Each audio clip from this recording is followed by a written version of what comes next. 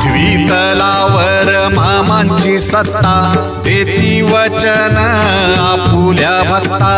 अदमापूर क्षेत्री समाधी घेता स्वप्नी दर्शन भक्तांना देता जय देव जय देव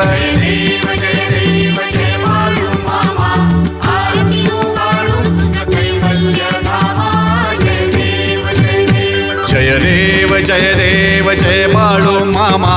आरती ओ वाळू तुझ कैवल्य धामा जय देव जय देव